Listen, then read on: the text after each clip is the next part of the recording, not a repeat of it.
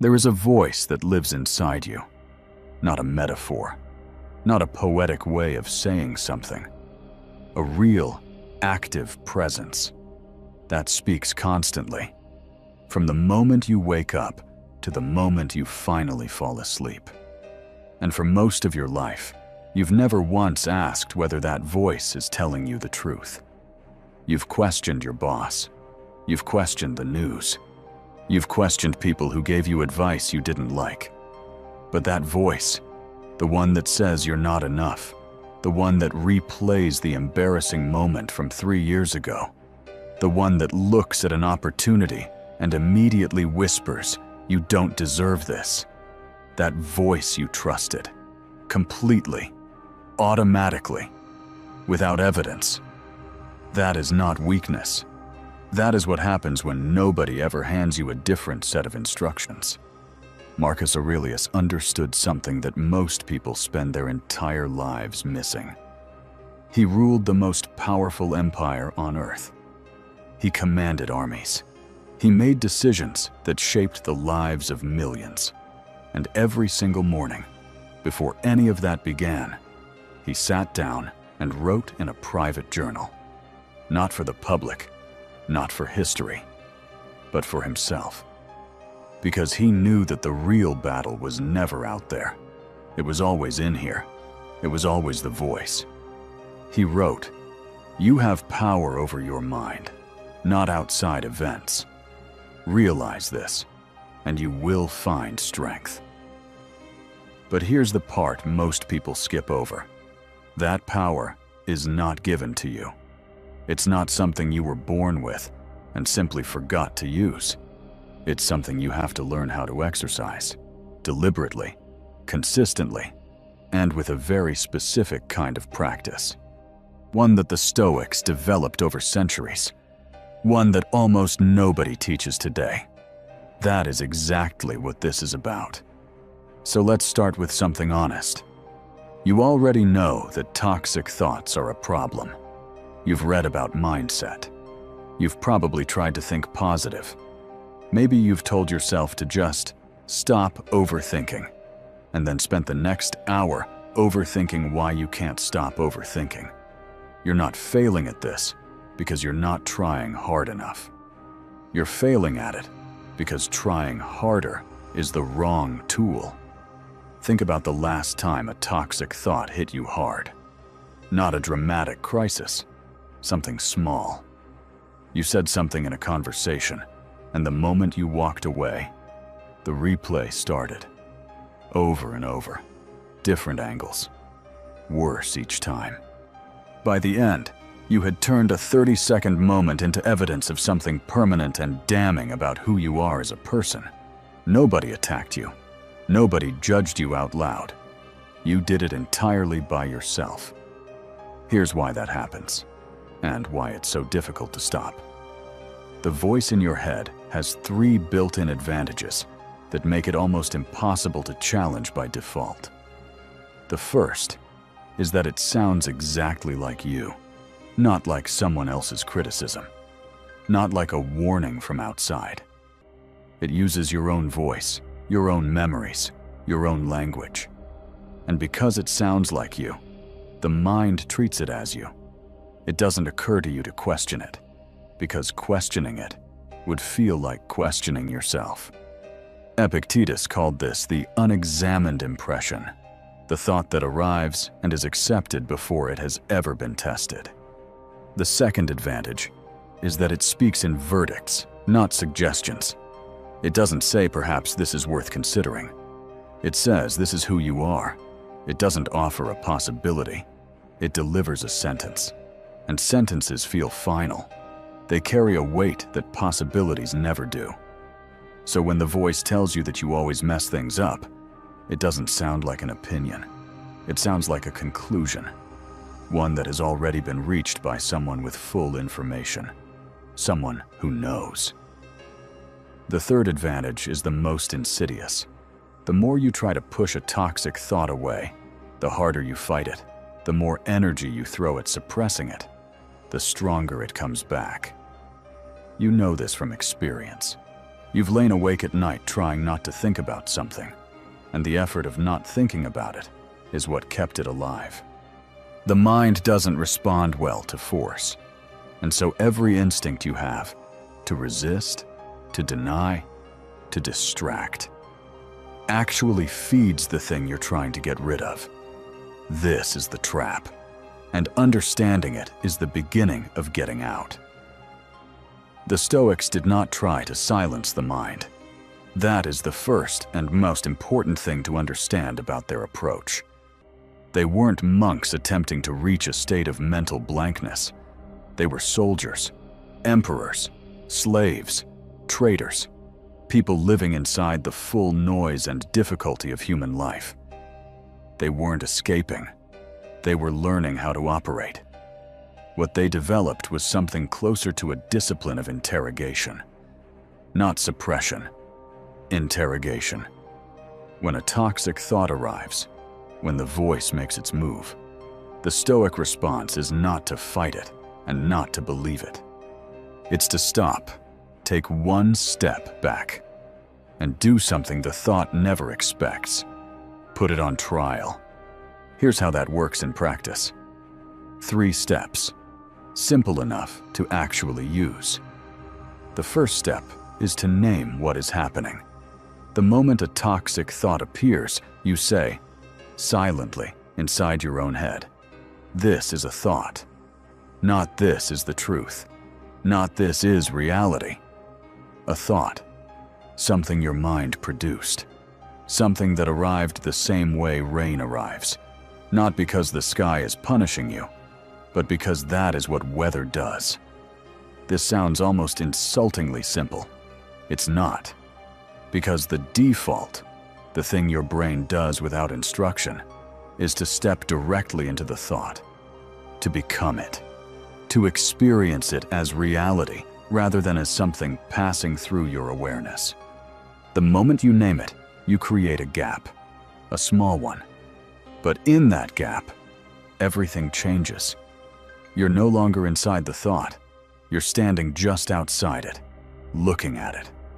And something that you can look at has already lost a portion of its power over you. The second step is to ask 3 questions, not 10. Not a long analysis. 3 specific questions that Marcus Aurelius returned to, in different forms, throughout his journals. First, is this within your control? Not can you change the past. Not can you guarantee the future. Right now, in this moment, is there anything here that you can actually act on? If the thought is about a mistake you made yesterday, the answer is no. That moment is closed. The voice can replay it endlessly, but the moment itself is done. If the thought is about something you're afraid might happen, the answer depends on whether this fear is actually moving you toward preparation or just burning your energy on a future that hasn't arrived yet.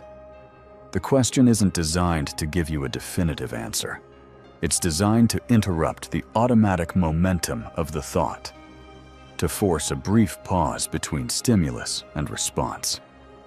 That pause is everything. Second, who does this thought serve? Not who does it criticize, not who does it describe. Who does it actually serve? What does accepting this thought do for you? If the toxic thought is telling you that you're not good enough to try something, who benefits from you believing that? Not you. Not the people who care about you. Not any goal you're trying to reach. The voice will frame itself as honesty, as realism, as caution. But when you ask who it actually serves, the answer is almost always the same. Nothing useful. It serves only the habit of staying small. Third, would someone with genuine wisdom agree with this? Not a perfect person, not some idealized judge, just someone you respect, someone who has lived through real difficulty and come through it with their integrity intact. Would that person look at this thought and say yes, that conclusion is accurate and fair? Or would they say, no, that's not a verdict, that's just a pattern? You've seen this pattern before. You don't need to answer all 3 questions perfectly. You don't even need to answer them out loud. The act of asking is itself the intervention, because the moment you are asking questions, you have stopped obeying. The 3rd step is to let the thought finish, and then let it go without following it. This is where most people get confused. The goal isn't to argue with the toxic thought until you defeat it. It's not to replace it with something cheerful. Both of those still give it authority. They say the thought matters so much that you must either fight it or counter it with something equally strong. The Stoic approach is quieter and more powerful. You let the voice say what it needs to say. You don't interrupt it. You don't panic. You listen the way you'd listen to someone who has something to get off their chest, calmly, without immediately agreeing or arguing. And then, when it finishes, you choose not to act on it. Not because you've proven it wrong, simply because you've decided it does not deserve to direct your next move. That decision, made once, made quietly, made without drama, is an act of discipline. And like every act of discipline, it gets easier each time you repeat it. Here's what this looks like in a real moment. Not a philosophical thought experiment, an actual situation. You're about to send an important message to someone you respect about something that matters. Your finger hovers over the send button, and the voice arrives on schedule. It tells you this is going to come across wrong, that they're going to think less of you, that you probably shouldn't send it. Old response. You rewrite the message 4 times, lose confidence with each revision, and either send something watered down or avoid it entirely. The voice got what it wanted. New response. You name it. This is a thought about what might happen, not what will happen. You ask the first question, is this within your control? The message itself, yes. Their reaction to it, no. So the focus belongs on the message, not on an imagined reaction that hasn't happened.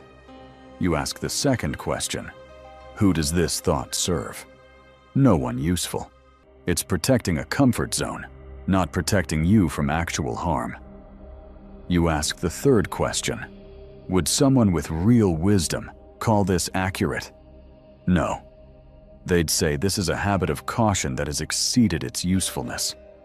Name it. Ask who it serves. Ask whether it deserves to be believed. 3 questions. That's the whole procedure. You send the message. The voice may still protest. That's fine. It doesn't have to go quiet for you to move forward. You've already decided. That is the whole shift.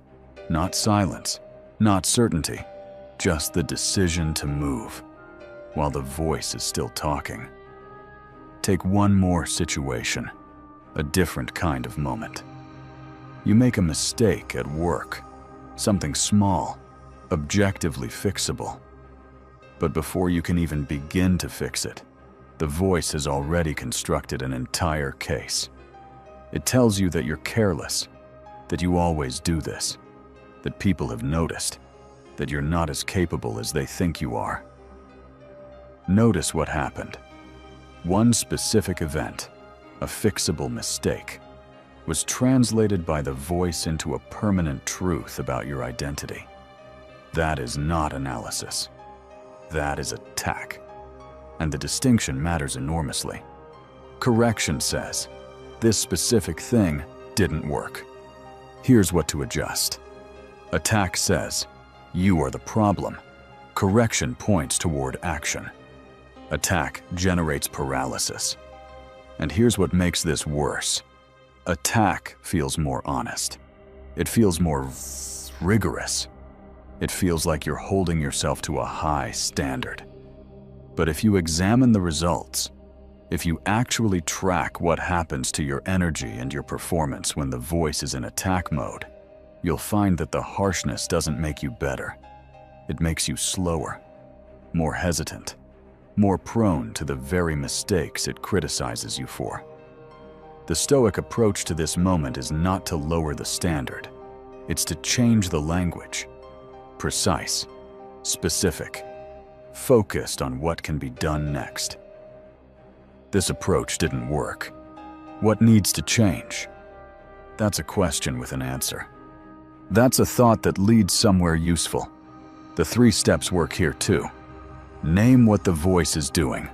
This is attack, not analysis. Ask who it serves. No one. Ask whether someone with real wisdom would call this a fair verdict. They wouldn't. Then move to the next action. Not because the feeling is gone, because you've decided the feeling doesn't get to be in charge. The voice that attacks you is not your conscience. It's a habit, and habits can be retrained. There's a deeper layer here that's worth sitting with. Epictetus began his life as a slave. He had no freedom, no property, no external power of any kind. And he said this: we're not disturbed by the things that happen to us, but by our opinions about those things. He didn't say it as comfort. He said it as a technical description of how human suffering actually works. He wasn't saying that bad things don't happen. They do. He was saying that what you experience emotionally is not determined directly by events. It's filtered through interpretation. And interpretation is not fixed. It's built. It's reinforced. It's practiced. Which means it can be, with enough deliberate attention, changed. This is not toxic positivity. It's not just think good thoughts. It's something harder and more rigorous than that. It's the ongoing practice of refusing to let unexamined interpretations run your life unchallenged. It's the daily discipline of separating what happened from what your mind decided it means, and then choosing, consciously, which meaning deserves your energy. Most people never do this because no one ever told them it was an option.